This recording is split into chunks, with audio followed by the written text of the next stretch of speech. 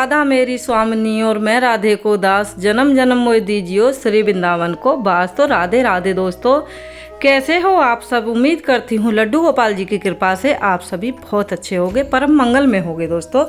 तो आज हम बात करेंगे लड्डू गोपाल जी के व्रत के बारे में। लड्डू गोपाल जी का व्रत हम किस तरीके से रख सकते हैं और कैसी सेवा करनी चाहिए और किस दिन हमें व्रत रखना चाहिए। तो दोस्तों आज की वीडियो आप लोगों को बहुत ही ज़्यादा पसंद आने वाली है, इसीलिए अभी से लाइक कर दीजिए और चैनल को भी साथ में सब्सक्राइब कर लीजिए और जो भी आपकी जानकारी में लोग हैं उनके साथ भी आप इस वीडियो को शेयर कर दीजिए। तो चलिए दोस्तों बढ़ते हैं वीडियो में आगे।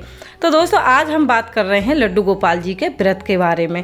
लड्डू गोपाल जी का व्रत किस दिन रखा जाता है, कैसा रखना चाहिए, कैसा उनका भोग होना चाहिए, कैसा श्रृंगार करना चाहिए और क्या क्या उसके नियम हैं। तो चलिए दोस्तों, जितना ही मुझे नॉलेज है, जो मैंने अभी तक अनुभव किया है, जितनी मेरे पास जानकारी है, उसी के हिसाब से मैं आप लोगों को ये जानकारी दे रही हूँ। तो इससे जो पहली वीडियो मैंने डाली थी गोपाल जी के श्रृंगार की, उस पर कमेंट आया था एक बहन का कि लड्डू गोपाल जी का व्रत किस तरीके से रखा जाता है। तो मेरे मन में आया कि चलिए मैं पूरी वीडियो ही बनाती हूँ। अगर सिर्फ मुझे उनको ही जवाब देना होता तो मैं कमेंट के जरिए भी उनको बता देती कि आप इस तरीके से व्रत रख सकती हैं, लेकिन मैंने सोचा क्यों ना ये जानकारी सभी को दी जाए, क्योंकि कहते हैं कि ज्ञान बांटने से बढ़ता है दोस्तों, घटता नहीं है। अगर आपके पास भी कोई जानकारी है, आप लोग भी मुझे बताना चाहते हैं तो कमेंट बॉक्स में बता सकते हैं। मैं कोशिश करूंगी कि उसके ऊपर प्रॉपर वीडियो लेके आऊं। तो चलिए दोस्तों अब बात करते हैं लड्डू गोपाल जी के व्रत के बारे में। बिना लड्डू गोपाल जी की मर्जी के कुछ नहीं होता है। शायद लड्डू गोपाल जी को ये वीडियो बनवानी थी, इसीलिए उन बहन का कमेंट आया है। तो दोस्तों सबसे पहले तो आप जान लीजिए कि लड्डू गोपाल जी का व्रत कौन से दिन रखा जाता है।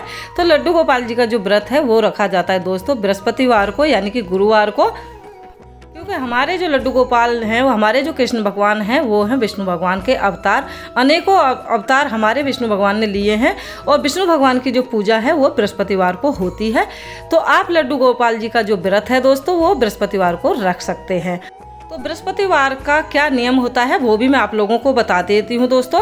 तो बृहस्पतिवार को आपको सिर नहीं धुलना है। बृहस्पतिवार को सिर नहीं धोया जाता। आपके यहाँ अगर धो सकते हैं तो आप धो लेना। वैसे बृहस्पतिवार को सर नहीं, बाल नहीं धुला जाता है।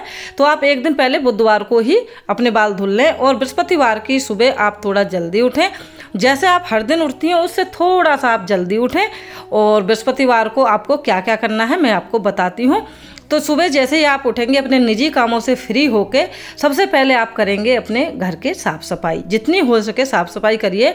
उसके बाद अगर आपके मन में कुछ रहता है कि भाई साफ़ सफाई ठीक से नहीं हुई है, तो आपको आपके हाथ में एक चुल्लू जैसे बोलते हैं ना, 1-2 चम्मच की बराबर गंगाजल ले लीजिए और गंगाजल पूरे घर में छिड़क दीजिए ताकि आपका जो घर है पूरी तरह वो पवित्र हो जाए।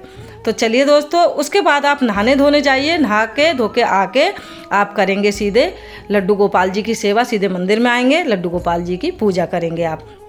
लेकिन उससे पहले हमारे जो लड्डू गोपाल जी हैं उनको कराना है स्नान। स्नान आप कराइए पंचामृत से, चाहे आप यमुना जल से, आपकी मर्जी है। कोई भी एक स्नान जरूर कराइएगा इस दिन और सिंपल स्नान आप मत कराइए। गोपाल जी की पूजा के लिए आप मंगा लीजिए पीले फूल, यानी कि पीले पुष्प। अगर पीले पुष्प नहीं मिलते हैं फूल तो आप गुलाब के फूल भी मंगा सकते हैं। पीले फल मंगा सकते हैं आप लड्डू गोपाल जी के लिए। पीले फूल और पीले ही फलों का इस्तेमाल करें, क्योंकि विष्णु भगवान को पीली जो चीज़ें हैं वो अति प्रिय हैं। तो आपको इसी समय पे जब आप व्रत करेंगे, वो मैं आपको बाद में बताऊँगी क्या करना है, संकल्प आपको किस तरीके से लेना है। तो अब बात करते हैं लड्डू गोपाल जी की सेवा की। लड्डू गोपाल जी को आप पंचामृत से स्नान करा लीजिए। उसके बाद सुंदर सा श्रृंगार करिए अपने लड्डू गोपाल जी का।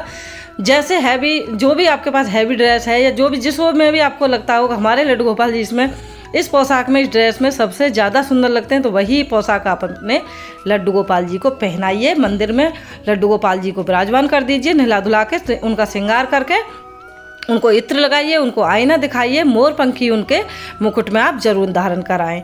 अब बात करते हैं सेवा पूजा की। तो जब हमारे लड्डू गोपाल जी तैयार हो जाए, मंदिर में विराजमान हो गए, अब बात करते हैं सेवा पूजा की। तो देसी घी का आपको दीपक लगाना है, यानी कि देसी घी का आपको दीपक जलाना है। धूप दीप नैवेद्य से आपको लड्डू गोपाल जी की पूजा करनी है। और पीले फलों का सुबह सुबह आप लड्डू गोपाल जी को दूध का और पीले फलों का ही भोग लगाना है। माखन मिश्री का भी आप भोग लगा सकते हैं, पीले फलों का भोग लगाना है। और आपके पास अगर माखन मिश्री नहीं है तो आप मिश्री और किशमिश का भी भोग लगा सकते हैं, ड्राई फ्रूट का भोग लगा सकते हैं, दूध दे सकते हैं सुबह के भोग में।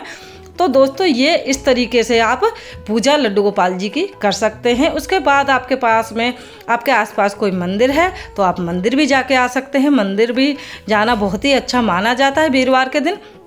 विष्णु भगवान का अगर कोई मंदिर है तो आप मंदिर भी जाके आ सकते हैं। उसके बाद आप अपने जो भी आपने, या तो आप पहली बार व्रत कर रहे हैं या जिस भी मनोकामना से आप लड्डू गोपाल जी का व्रत कर रहे हैं, तो उसका आपको संकल्प लेना है कि आप किस लिए ये व्रत कर रहे हैं, या फिर अपनी खुशी से आप व्रत करना चाहते हैं। आपको कैसा व्रत करना है वो भी आपको संकल्प लेना। संकल्प आप कैसे ले सकते हैं? संकल्प आप जल से ले सकते हैं, गंगा जल से ले सकते हैं, फूलों से भी ले सकते हैं। आपको अपने हाथ में ले लेना है, जैसे आप जल को ले लीजिए, जल आपको अपने हाथ में ले लेना है और आपको संकल्प लेना है कि लड्डू गोपाल जी मैं आपका इस मनोकामना के लिए व्रत रख रहे हैं। गोपाल जी से कुछ भी कहने की जरूरत नहीं है दोस्तों, सब कुछ वो हमारे मन की बात जानते हैं। लेकिन अपने मन की तसल्ली के लिए आप संकल्प जरूर लें जो भी आप व्रत करें। जल नहीं लेते तो फूलों से ले लें। और आपको पीली चीज़ों का विशेष ध्यान रखना है। और हाँ, एक चीज़ और, आपको पीले ही वस्त्र गोपाल जी को धारण कराने हैं और खुद भी आपको पीले ही वस्त्र धारण करने हैं दोस्तों। इस चीज़ का भी आप ध्यान रखिएगा। तो अब जैसे ही आपकी सुबह की सेवा पूजा हो जाए, आपको संकल्प लेना है आप किस लिए व्रत रख रहे हैं। और हाँ दोस्तों, लड्डू गोपाल जी का जो व्रत होता है उसका उद्यापन नहीं होता है।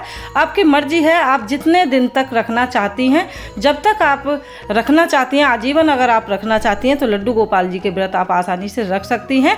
बस आपको संकल्प ऐसा लेना है कि इस मनोकामना के लिए है और इस तरीके से, इस नियम के साथ मैं ये व्रत रख सकती हूँ।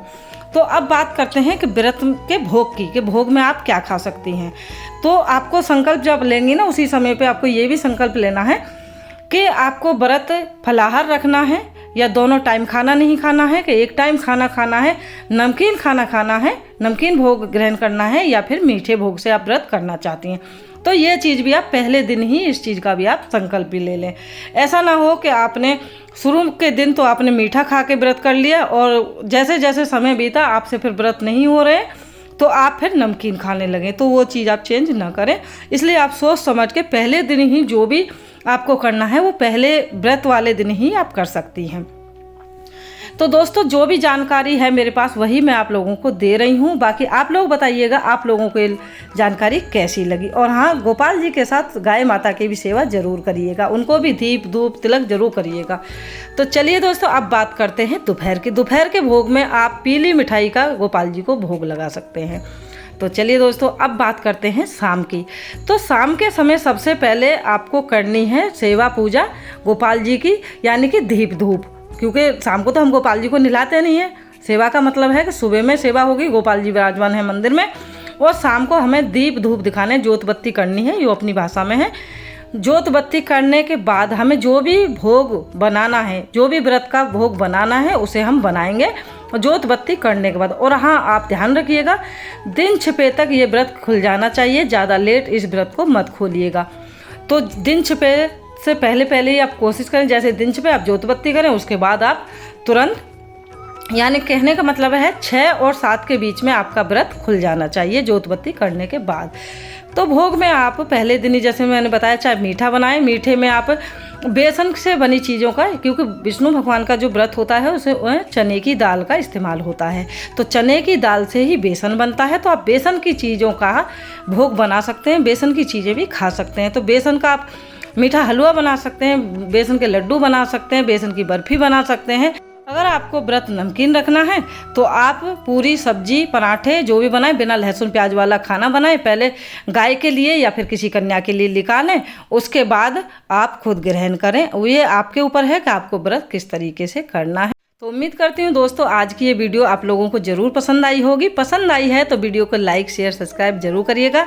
मिलते हैं लड्डू गोपाल जी की ऐसी ही किसी अच्छी सी वीडियो के साथ। तब तक के लिए राधे राधे। और हाँ, कमेंट में राधे राधे लिखना बिल्कुल मत भूलिएगा। आपका और भी कोई सवाल है तो आप कमेंट बॉक्स में मुझे ज़रूर लिखिएगा। मैं कोशिश करूँगी उसके ऊपर एक प्रॉपर वीडियो ला पाऊँ, अच्छे से आप लोगों को समझा पाऊँ। तो दोस्तों, यही थी आज की जानकारी, आज की वीडियो। उम्मीद करती हूँ आप लोगों को ज़रूर पसंद आई होगी।